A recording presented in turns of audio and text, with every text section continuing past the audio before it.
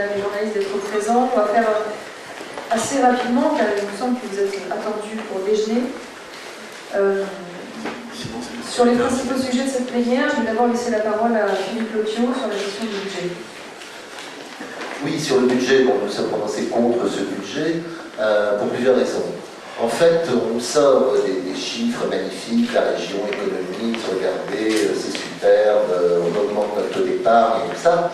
En fait, quand on regarde le document qui nous a été remis, certes, il y a des économies, mais vu, et ça c'est pas nous qui le disons, c'est KPMG aussi, vu l'aspect dispendieux de la gestion antérieure, c'est vrai que bon, les économies, elles étaient quand même assez normales et assez faciles à trouver. Mais d'un autre côté, quand les chiffres, ce qu'on a reproché un petit peu à l'histoire, c'est qu'en fait, on s'occupe de tout. On oublie même parfois que la région n'a plus la clause de compétence générale. Et quand vous regardez bien, on a eu un document de 100 pages, et il y a tout qui y passe. Donc après, parfois, et je sais que c'est un des jeux préférés de M. Estrosi, nous dira « Ah, mais vous ne proposez rien ». De toute façon, comme il a tout mis dans le budget, parce qu'il écrit qu'il peut s'occuper de tout, c'est un peu compliqué. D'autre part, au final, qu'est-ce que ça amène? Ça amène que les chiffres ne sont pas si bons que cela. Alors vous avez vu, quand les chiffres ne vont pas, on dit oui, mais à périmètre constant, ça va mieux. Mais le problème, c'est que le périmètre actuel, il ne s'agit pas de faire de comparaison, mais le périmètre actuel, c'est celui qui est donné. On vous dit aujourd'hui, oui, mais s'il n'y avait pas tout ça, les dépenses de personnel n'augmenteraient pas. Oui, mais quand vous êtes dans une collectivité, vous devez prendre en compte les mesures. Moi, je suis dans une ville, une région c'est pareil, un département c'est pareil. Vous avez beau dire, ah oui, mais s'il n'y avait pas de baisse de dotation et s'il n'y avait pas d'augmentation et tout ça, eh ben, ça serait vachement mieux. Oui, mais la réalité, c'est quand même celle qui nous incombe et c'est celle dont on doit tenir compte. Donc, c'est un petit peu ces artifices qu'on a voulu dénoncer parce qu'au final, quand vous regardez, vous avez quand même une augmentation de la dette qui est de près de plus de 200 millions d'euros sur le budget, dette nette. C'est quand même assez considérable, ce que souligne le Césaire dans son rapport d'ailleurs. Alors on vous dit, oui, mais c'est pas nous, c'est la faute des gens avant. Quand vous regardez également, on vous annonce en investissement une augmentation des autorisations de programme. Donc ça veut bien dire que là, c'est pas ce qui s'est passé avant, c'est qu'il y a une augmentation des autorisations de programme. Alors en effet, il faut investir, et ce que vous proposez là-dessus, c'est de dire, ok, priorisons, quelles sont les 3 grandes priorités, parce que là, on vous dit l'emploi, mais quand vous regardez, tout est prioritaire quasiment, priorisons, et une fois qu'on aura priorisé, prenons une baisse moyenne sur cette dépense d'intervention inscrite au budget 2017 de 5%. 5%, entre 0 et 10% sont les priorités. Et je vous assure, pour être en commission permanente, et ceux qui sont en commission permanente le savent, on va passer à chaque commission permanente des dizaines de millions de soutien, d'aides diverses, etc. Et que sur un certain nombre de domaines, on a bien conscience que avec un peu plus de tri, les 5% d'augmentation ne sont pas une vue de diminution, pardon, sont pas une vue de l'esprit, et sont quelque chose qui me paraît tout à fait envisageable et qu'on aurait pu faire dès cette année. Ça faisait 60 millions d'endettement en moins. Parce que ce qui se passe au bout d'un moment, on ne revend pas la Villa Méditerranée très bien, mais ça fait 60 millions dans les caisses en moins. On nous fait des portiques, et finalement on les crée, on les démonte. Voilà, parce que tout ça, c'est aussi des réalités. Et le but, voilà, en fait, pourquoi on a voté contre ce budget? Parce qu'on craint qu'à moyen terme, avec un budget attrape-tout comme celui-là, la région ne puisse plus tenir. Certes, la trajectoire est peut-être moins catastrophique que ce qu'elle était avant, mais on a un peu l'impression qu'on continue à être dans le Titanic, à part que l'orchestre joue plus fort, et du coup, plus vaut les bruits des icebergs et des voiles d'eau. Voilà un petit peu le sentiment global qu'on pourrait avoir.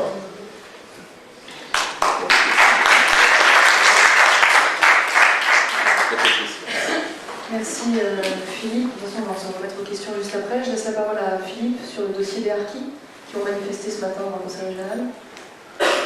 Oui, merci Marion. Oui, nous avons effectivement l'exécutif présenté aujourd'hui un rapport de soutien aux harkis auquel nous avons apporté notre soutien. Alors c'est vrai que M. Estrosi avait, comme il en a l'habitude, organisé sa claque avec un petit groupe de harkis qui lui était favorable et qui l'ont applaudi dans l'hémicycle, mais il y avait aussi surtout et beaucoup de harkis qui manifestaient ce matin devant le conseil régional, qui eux n'ont été ni accueillis ni entendus, et nous avons eu l'occasion avec Marion d'aller leur rappeler que, comme je l'ai fait aussi dans l'hémicycle, le Front National a toujours été aux côtés des harkis, et comme je l'ai rappelé aussi dans mon intervention, avec nous les harkis n'auraient pas eu besoin d'attendre 55 ans pour être non seulement reconnus mais aussi traités correctement.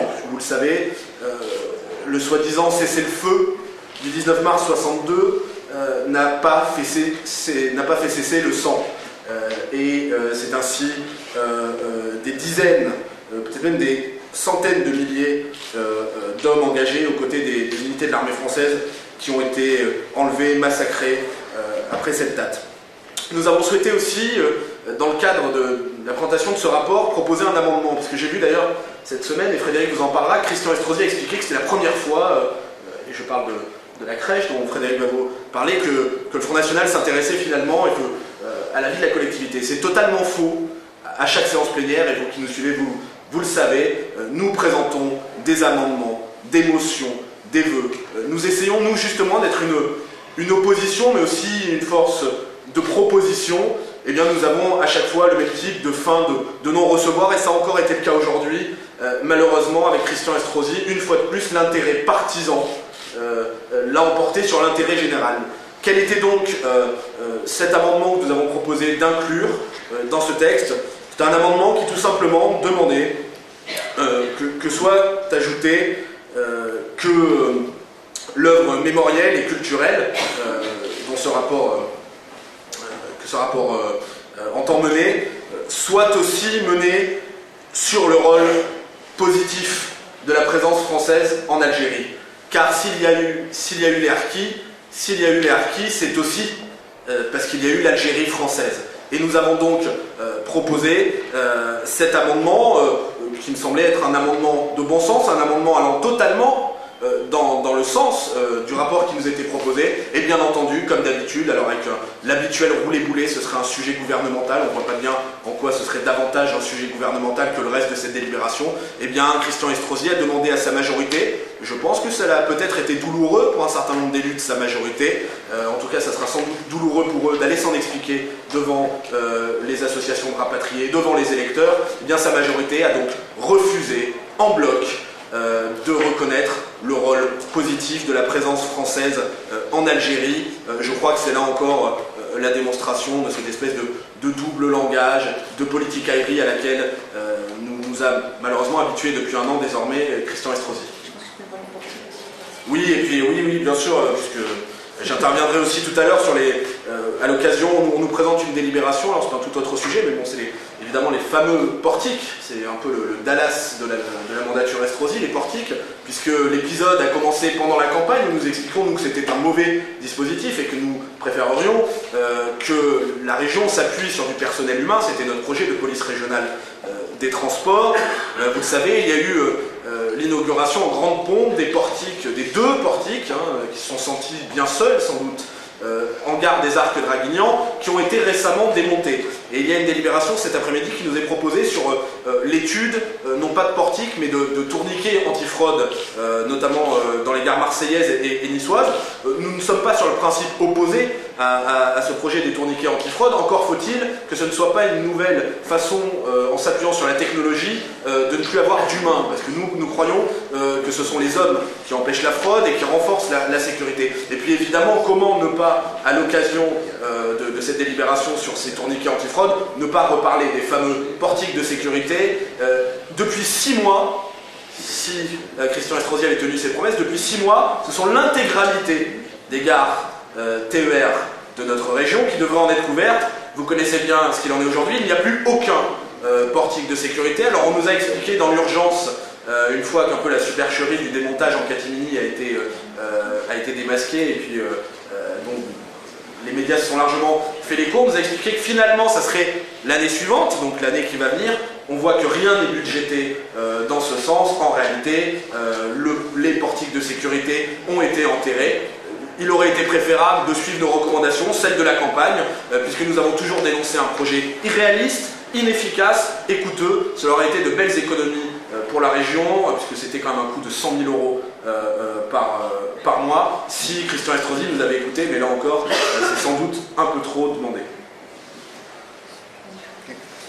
Oui, donc le groupe du Front National présentera aussi une motion dont on a déjà entendu parler dans la presse. C'est pour l'installation d'une crèche au Conseil régional. Donc cette motion sera présentée par Amandine Avaral. Nous avons mis en avant dans cette motion l'Ars Antoниer et les crèches qui représentent un savoir-faire dans notre région, mais aussi que les crèches de Noël sont un élément essentielle du patrimoine français et des identités locales dans notre région PACA. Mais nous avions aussi pointé dans cet amendement le fait qu'actuellement les centonniers vivaient une concurrence déloyale, notamment avec des pseudo-centonniers tunisiens, et qu'il était important que l'on se mobilise à leur côté, puisqu'ils sont en train de créer un label Centon de Provence. Alors vous avez vu dans la presse, M. Estrosi n'a pas hésité à indiquer qu'il y avait des crèches au 5e étage, pour l'information des médias, parce qu'apparemment vous n'êtes pas informés. Le 5e étage est un étage privé, où personne n'y a accès, hormis M. Estrosi. Et je vous d'ailleurs vous conseille à essayer, vous avez des ascenseurs juste à côté. Pour appuyer sur le bouton 5, il faut une clé. Il faut une clé pour pouvoir accéder au 5e. Et vous pouvez, au pire des cas, aller au 4e étage, monter à pied, et après vous allez vous retrouver devant des portes fermées à clé. Et une fois, j'avais moi-même un rendez-vous avec M. Estrosi, je n'ai pas pu rentrer, on m'a donné rendez-vous dans un autre étage.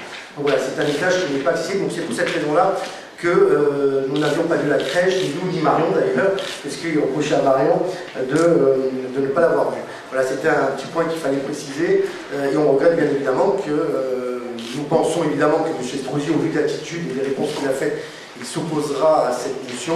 Nous le regrettons, mais cela démontre encore une fois le double langage de l'UMP, des Républicains, pardon, et d'ailleurs ce sera aussi le cas de pointer ce double langage, notamment sur la délibération concernant le renouvellement du prêt de 2 millions d'euros à Varmatin, où je le rappelle, l'UMP, les Républicains n'avaient pas hésité à dénoncer ce prêt en disant que c'était injuste vis-à-vis des sociétés privées et que cela n'était pas non plus très certain que la société puisse nous rembourser au bout d'1 an. Nous avions aussi dénoncé ces éléments-là. Aujourd'hui, 2 ans après, le prêt n'est pas remboursé. Nous avions, nous, quoi qu'il en soit, mis en avant quand même l'attitude des salariés qui voulaient sauver ce groupe. Mais malheureusement, on se rend compte qu'aujourd'hui, la situation financière n'est plus bien de ce groupe dit ce matin. Et quoi qu'il en soit, voilà, l'UMP a encore une fois changé de position parce qu'il représente la même délibération que a fait l'année dernière la majorité brésilienne, comme c'est majoritairement le cas dans l'ensemble des délibérations qu'on peut lire depuis l'élection de M. Estrosi. Merci Frédéric. Enfin, pour conclure, une remarque sur une de nos initiatives qui sera une motion en soutien aux salariés de l'industrie cimentière qui étaient ce matin devant le conseil régional, qui sont particulièrement inquiets de l'installation par le groupe Cefrioui qui manifestement souhaite installer un complexe cimentier à Fos-sur-Mer intitulé Projet Sud-Vrac, que ce complexe cimentier importera ses matières premières depuis le Maroc, s'affranchissant de fait lors de l'extraction des normes environnementales et sociales en vigueur en France, qui va évidemment entraîner dans la pratique un véritable avantage concurrentiel à cette entreprise qui va être totalement disproportionné au regard de ce qui est aujourd'hui imposé aux cimenteries françaises. D'autant plus que le projet Sud-Vrac de Fos-sur-Mer sera constitué d'une usine qui n'effectuera que l'ultime étape de production du ciment et que le reste du processus sera exécuté au Maroc. Et donc, à juste titre, il y a une grande inquiétude aujourd'hui en Provence-Alpes-Côte d'Azur de la part de ces salariés de l'industrie du ciment qui craignent évidemment du fait de cette distorsion de concurrence qui a été accompagnée d'ailleurs par le préfet qui a donné les autorisations nécessaires, la disparition de dizaines, voire même de centaines d'emplois dans ce secteur, comme on a pu le voir d'ailleurs dans d'autres domaines industriels ou que ce soit en matière agricole, puisque chaque fois le processus est le même. Nous sommes là d'ailleurs en proie à un certain nombre de réglementations européennes qui ne nous permet pas de protéger au niveau des frontières économiques françaises de ces concurrences déloyales et qui aujourd'hui fait qu'en France on peut importer des produits qui ne respectent pas les mêmes normes sociales, sanitaires, environnementales que celles qui sont aujourd'hui imposées aux entreprises françaises sur le sol français qui embauchent en France et qui payent leurs impôts en France. C'est donc tout à fait inadmissible et nous avons fait à ce titre un vœu qui se conclut de la sorte. Le Conseil régional apporte un soutien inconditionnel aux salariés de l'industrie cimentière de PACA, luttant actuellement contre le projet Sud-Vrac. Le Conseil régional s'engage à mobiliser l'ensemble des acteurs privés du tissu industriel et l'ensemble des pouvoirs publics pour protéger les emplois français et s'opposer à ce projet. L'idée étant évidemment d'accueillir un maximum de soutien à tous les étages pour dénoncer cette injustice dénoncer cette situation en espérant ainsi de ce fait mobiliser le gouvernement, mobiliser les pouvoirs publics pour qu'ils puissent mettre fin à ces situations parfaitement inacceptables. Et j'ose espérer, même si à force de les pratiquer, je suis de moins en moins optimiste, j'ose espérer que cette majorité dépassera les clivages partisans pour se joindre à nous dans ce combat parfaitement légitime. Enfin, je me permettrai, dans le cadre d'une question à M. Estrosi, de l'interpeller sur un sujet qui m'apparaît particulièrement grave, puisque très récemment, nous avons découvert que dans un livre qui s'intitule « Les Revenants », qui a été écrit par David Thompson, qui est l'un des grands spécialistes de la question de l'islam radical et du djihadisme, fait une révélation très inquiétante. Et il nous fait part d'un témoignage d'un djihadiste repenti qui accuse directement Christian Estrosi de passivité à l'égard de Omar Hossein, qui a été l'un des plus grands, des plus actifs recruteurs de djihadistes en France et en particulier à Nice. C'est une accusation extrêmement grave. Nous sommes donc de fait obligés d'interpeller, ça me paraît légitime, Christian Estrosi sur ce sujet, puisque vous savez qu'aujourd'hui cette ville, Nice, est la ville où il y a eu le plus de départs de djihadistes pour la Syrie. C'est un triste record, mais qui peut s'expliquer au regard notamment des relations particulièrement ambiguës qu'entretient aujourd'hui et a pu entretenir par le passé Christian Estrosi avec notamment l'UOIF, c'est-à-dire cette branche des frères musulmans, dont je vous rappelle qu'elle est classée non seulement islamiste, mais même terroriste par un certain nombre de pays arabes, puisque, on l'a dit et redit, Christian Estrosi en a subventionné des associations sportives, a même contourné la loi en accordant des loyers sous-évalués à ses mosquées, et que nous savons parfaitement la duplicité aujourd'hui de ses membres et de ses imams qui, on va dire, sous une parure très républicaine et très démocratique et très laïciste, en réalité, sont des vecteurs d'un islam politique et d'un islam particulièrement radical. C'est si vrai d'ailleurs, et ça aurait dû nous interpeller, que le djihadiste tunisien qui a commis ces atrocités lors du dernier attentat à Nice fréquentait précisément une des mosquées UOIF de Nice. Et malheureusement, malgré tous ces témoignages, malgré tous ces faits, il n'y a pas eu de changement dans la pratique et dans les habitudes menées dans cette municipalité de Nice à l'égard du succès. Enfin, je ne sais pas si c'est vraiment le successeur de Christian Estrosi, puisque personne ne s'est rendu compte que le maire avait changé à Nice, puisque M. Estrosi a l'intégralité quasiment des délégations, et que c'est lui qui parle en lieu et place systématiquement de ce nouveau maire fantôme. Donc voilà, et donc je pense qu'il était important de demander à Christian Estrosi ce qu'il en était. Va-t-il changer son rapport notamment à l'UOIF suite à ces révélations? Va-t-il enfin prendre conscience de la situation?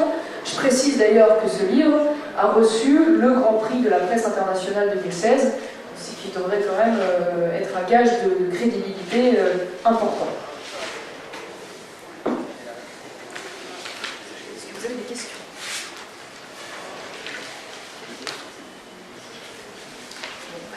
Écoutez, merci beaucoup. Bon appétit. Merci.